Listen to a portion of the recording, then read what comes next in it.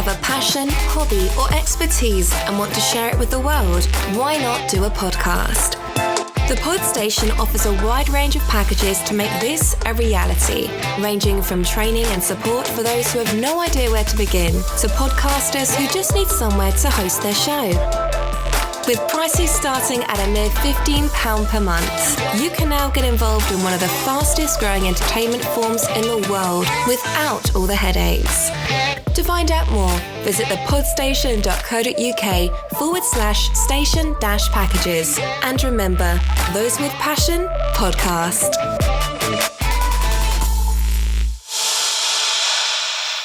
You're listening to the Business Spotlight, exclusively on the Podstation.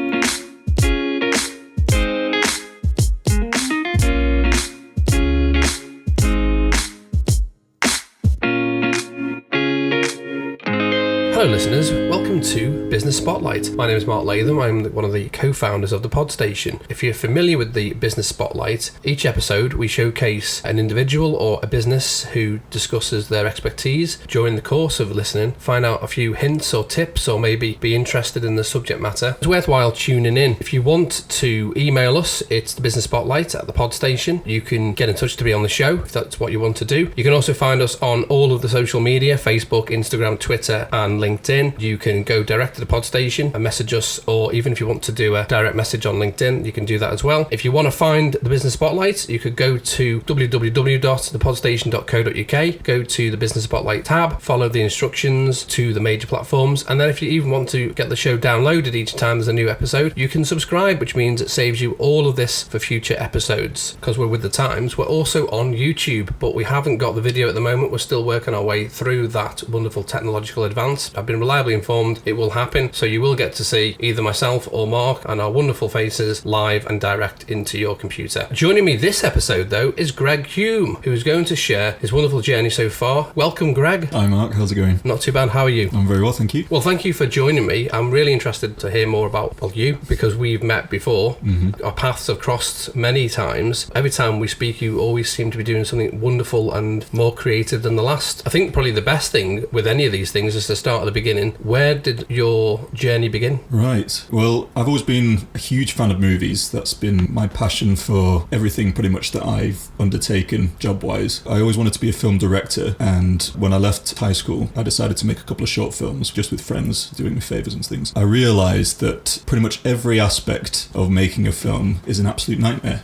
I just decided when you're relying on favours from friends and things and doing pretty much everything yourself, there are jobs that you just can't see through to the end. And so there were unfinished projects, things that I weren't satisfied with. I made a decision after that to just stick with one individual aspect of filmmaking, which turned out to be music. I've been playing the piano since I was 9 years old, and I've been fascinated by composition and the way in which music can influence or bring out the emotion of a scene in a film. You know, you think of Star Wars, what would those films be without John Williams' Absolutely. score? And or Blade Runner. Exactly. Yeah. It's something that continues to fascinate me to this day. I decided to try my hand at music composition for film and television. Okay. I've done a few adverts and trailers, and I've written for theatre productions and short films and things like that. And I continue to do that, and I really enjoy it. But now I've migrated over to telling stories in a different way. I decided when lockdown hit us 2 years ago that I would try my hand at writing a book, and I'd always wanted to write a book, but never thought that I had the sort of intellectual chops for it. Every time that I tried to write anything, I just thought, no, this is rubbish, what you're doing, you're not cut out for it. And then I just decided that I've had this idea rolling around in my head for ages. Just write something, just get something down, and even if it's rubbish, just see where it goes, see it through to the end, and if it's rubbish, then at least you'll know and you move on to something else. And I completed it. I thought, I enjoy this, there's more of this story that I want to tell. Okay. And so that's sort of the stage where I'm at now in the book writing journey. I mean, it's interesting because I'm in a nice position. I'm surrounded by a lot of creative people. Yeah. I think it's because of the industry that I work within, because we met on a TV set. Yeah. And I know when we were talking, you were doing your music. And then when we met on a film set, you were moving into, you just finished a book. And I think COVID, or in fact the lockdown, has brought out the best of creativity in people. The Podstation didn't specifically come out of that. We were doing it beforehand. But we wanted the Podstation to be accessible for people in different levels of creativity, whether it was for the first time or they've been held back because of self-esteem or confidence. And then you've got people who are very creative and can do all the editing, and that was where we came from. But I've spoken to similar people like yourself who are filmmakers, and they've been doing their own independent films, one that I had the privilege of working on. But there's a lot of creative people out there who may hold themselves back. What would you say to those people? I'd say a lot of those people, I used to be and I'm still one of them, they hold themselves back because they're self-conscious and they're perfectionists, and they want it to be good first time. They want it to be the best product possible, and they're worried about other people's opinions on their work. And the more you do these sorts of things, the more you realise that stuff just doesn't matter. What matters is just getting it done, regardless of the outcome, regardless of the quality. You can go back and you can edit, show it to people a million times and get feedback. That sort of feedback is really useful. There's no pressure, if you know what I mean, especially if it's all work that you're doing for yourself. The great thing about lockdown was it stopped all the noise. The thing that stops people from doing any work is distractions, procrastination. Yeah. And now that I'm into book number 2, I'm finding myself a lot more distracted by things going on, by people trying to call me, or, you know, people trying to get hold of me, or just, I don't know, just having YouTube there,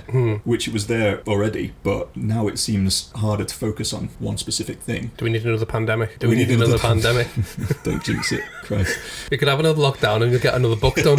So, you know, that would you're be welcome. Useful. I'd say those who feel like they can't focus, especially if they're working from home, try and find a separate space for work, one that maybe doesn't have access to internet, or, you know, is just away from where you would normally relax, because your brain gets used to a routine, it gets used to a certain system. It's very difficult to break that system once it's in it. Like, I've started taking my laptop out to park benches and just writing for an hour or two just to get my ideas down, and then I can go home later, put them with what I've already done, find that a more efficient way of clearing my head and getting the ideas down. That's really helpful for people who may be wanting to do something along the lines of maybe writing a book or doing music or something of a creative area. One of the things I don't like is the sound of my own voice. So when I'm editing podcasts, apart from the fact that I actually find them therapeutic to edit, it takes me a while to get into that. And what I've started doing is this psychological thing where I say to myself, I'm going to do it for 5 minutes, and if I don't like it, I'll stop. Yeah. Now, what always happens is I finish it because I've now started. You're in the zone. I'm in the zone. If someone says to me, do you listen to them when they're on the platform? I don't, because I hate the way I sound.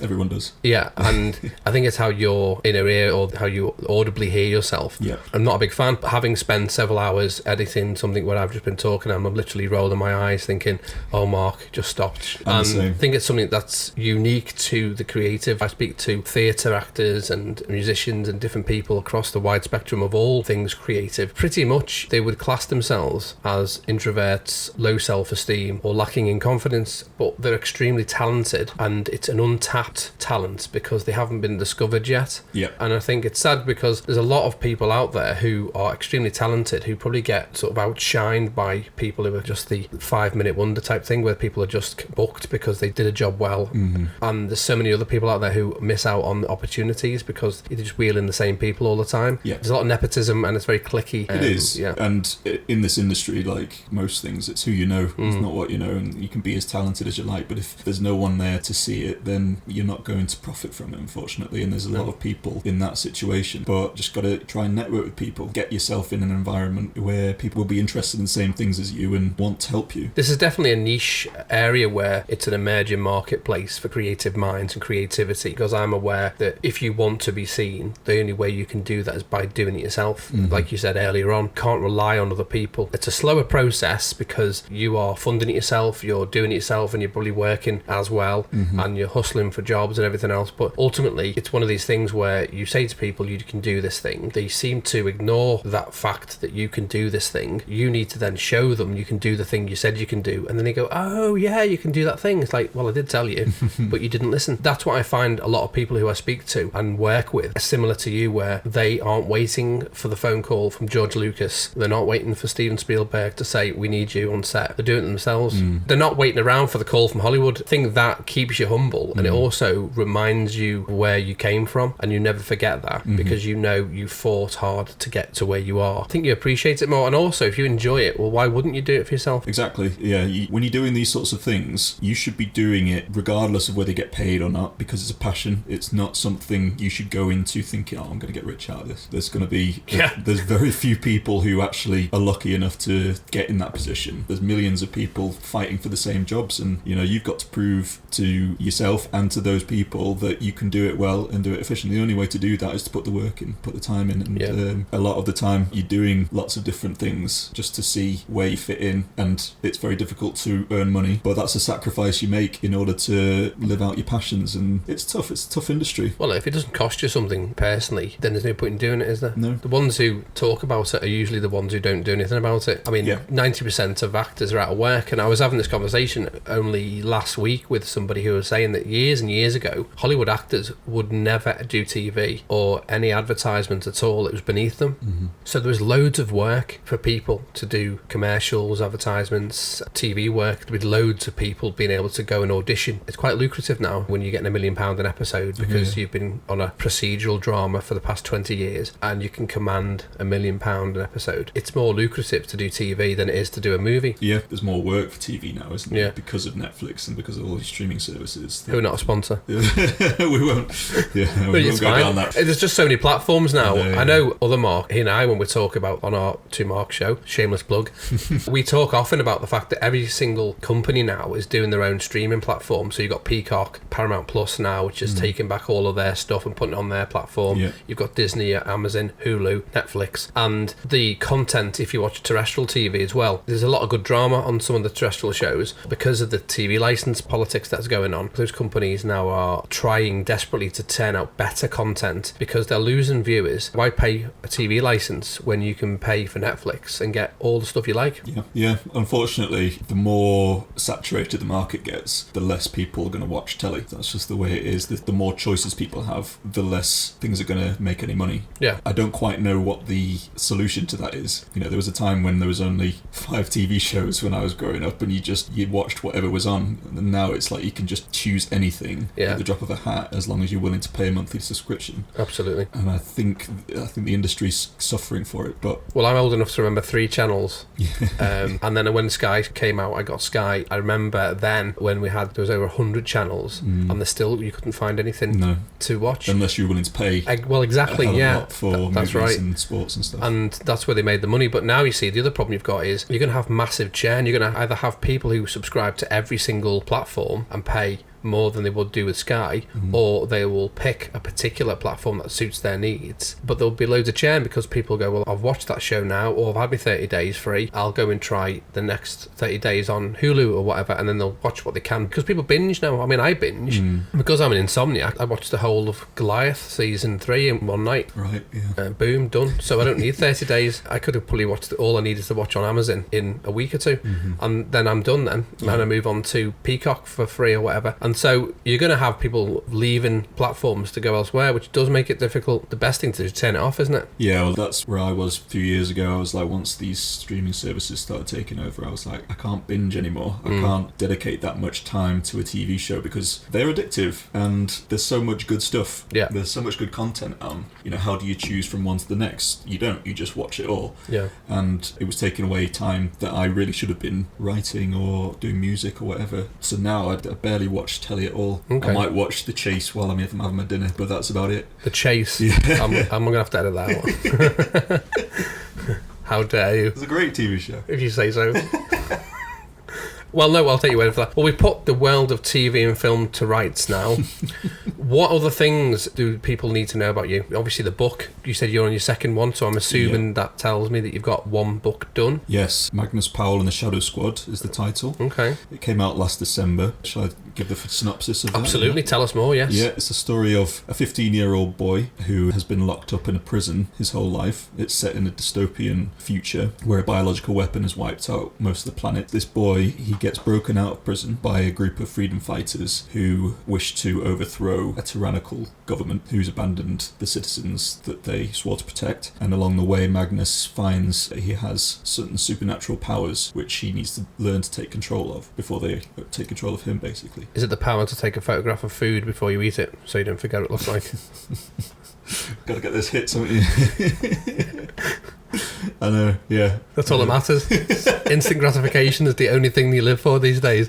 And also, I don't understand in the future when you sort of find someone's phone and it's just full of plates of food, what will people think? Growing up, I had photo albums, so my family could find a photo album of me growing up, but the youth of today, what will happen? They'll just have a whole gallery of plates of cuisine. Yeah, maybe they're bringing a book out. Maybe. Cookery book. Cookery book, Yeah. See, there you go. There's another segue angle. to you, yeah. I quite like the dystopian stuff. And it's quite apt, I suppose, that you wrote it during a pandemic. Well, that was sort of what influenced it. I mean, I wanted to do a story about freedom fighters since I was about 10. Okay. I had this idea of this group of they were ninjas at the time. They were like a religion or like a cult, and they fought against a government that was doing very bad things. Okay. And once lockdown happened, thought about, how everyone was doing in isolation and stuff. There were people that were living by themselves and the psychological effects of that. And I thought about what would happen if there was a person who had been locked away his whole life and wasn't aware of the outside world, and then suddenly he gets thrust into this environment where it's full of people and he has to learn how to cope in that. And I thought that would be quite an interesting thing to do, so I sort of merged the two ideas together. It's a good concept. I've been surprised how many people I know have suffered with mental health who never had mental health issues. I mean, I personally loved it. I love my own space. The creatives will have taken a lot from. I mean, I had no money and I spent 18 months paying bills, but I just loved it. Managed to finish Fallout 4, so that was good. Wanted to do editing, didn't do editing, but just loved the whole solitude thing. So yeah, bring it on. But I have subsequently spoken to people who I know who are very strong individuals, and they crumbled. And they're not on their own. They have families, they're married and everything else. So I was surprised a little bit of how that dynamic shifted people. Does the book touch upon how he sort of dealt with the solitude and things? Oh yeah, it's him struggling to cope in this new environment, basically, and people. Dealing with people. Like, I've suffered from anxiety my whole life. Okay. It comes from, I've always been very good at sort of learning things for myself, but applying those things in a group environment is always tough, because you don't know what other people are thinking. You don't know their dynamics. So it's like, I've always been more comfortable by myself. That's not to say I'm antisocial. I love talking to people and I love being with people, but only for a certain amount of time, and then it's like, right, back to solitude again. And I know, like you say, there's some people who don't thrive in that environment, who really struggled during lockdown, and you get different characters in the book with that sort of mentality as well, where it's like they wouldn't cope so well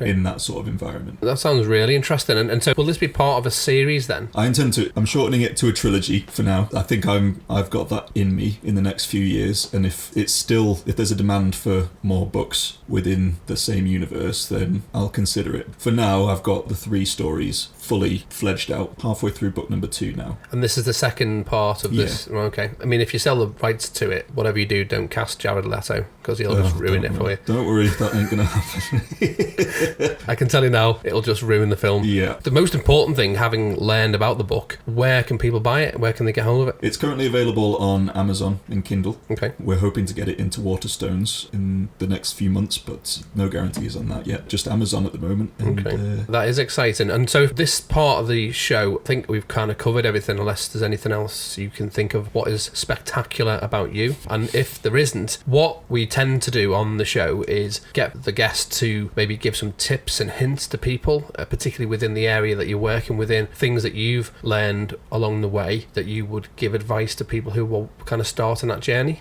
Sure. So with writing books, I would suggest getting out of the house and going for walks, just being out of your workspace. I don't know how other people work in that environment, but I can't sit in one space and think. Whatever I do in that time just doesn't work for me. So if I go for an hour-long walk, it allows me to map everything out in my head and get it so that I know exactly what I'm writing, what's happening in that chapter, what dialogue is going to be said. And then once you get home, you get it down straight away, even if it's just notes. You've got to get out and about, because it's a bit stifling just sitting in an office somewhere. I don't know how people do it, in all honesty. Well, they probably go home and cry. Or they're not creative. Or, the deadlines that they're working with force the issue and they just write nonsense. I mean, I think every creative person has their own process. Yes. I mean, I know somebody who is a film producer and he uses storyboards and he does Lego models and things. In mine, people would probably say it's procrastination, but I like lucid dream. Oh yeah, I was speaking to someone who does the same thing. I found that massively helpful. I don't even know how it came about. It's not even a secret power, but I lucid dream. The subconscious just going, so in my head, I've already done the job. So when I come to do the job, I've already done it. Yeah. So it's not a big deal. People would argue that's procrastinating, but I would argue it isn't.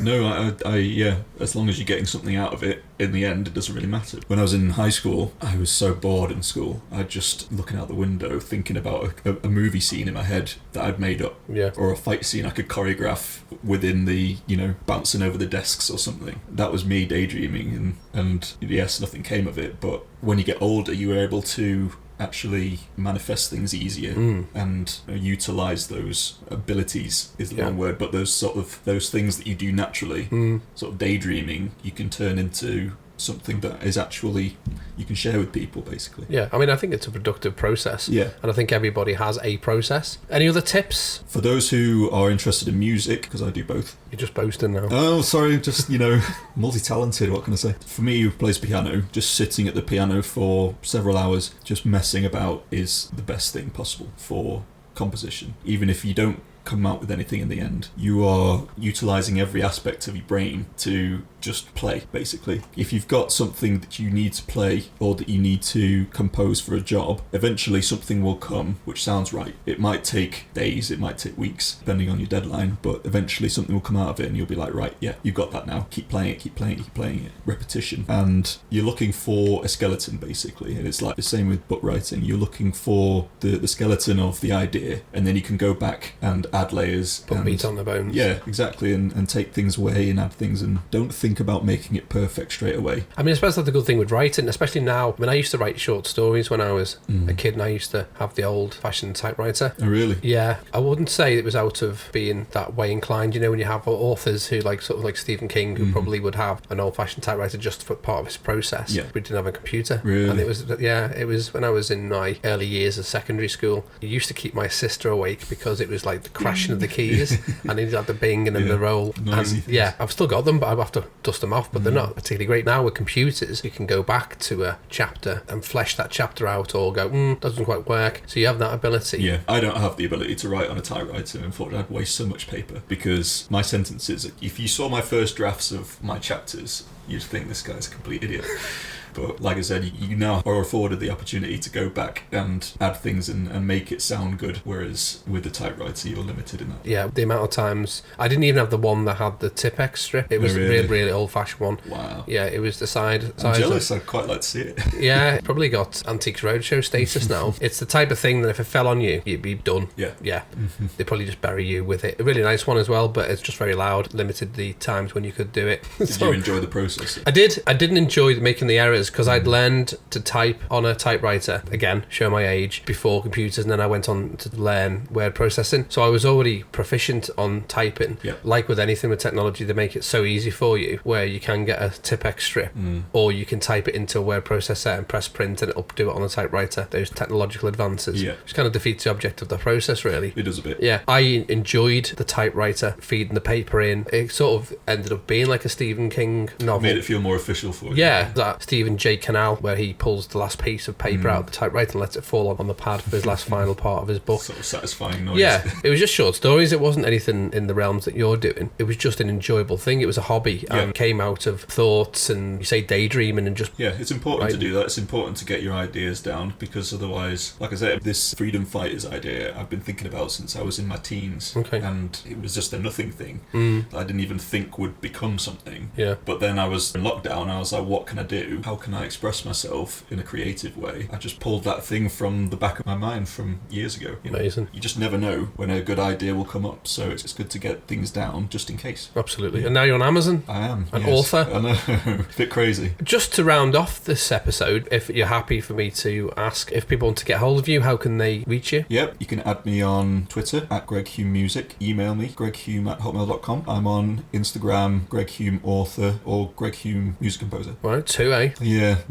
You've arrived. You got to keep them separate, haven't you? Yeah, that's true. Again, thank you for your time. Listeners, thank you for tuning in. Hopefully the episode has been enjoyable. You know how to get hold of the book. The second one is well underway. We look forward to hearing how that goes. You can get it on Amazon, which is exciting. Thank you, listeners. Tune in to the next episode next time. Bye. If you'd like to submit your business to be on the show, simply email spotlight@thepodstation.co.uk or message us on social media media at The Pod Station on Facebook, Instagram, LinkedIn and Twitter.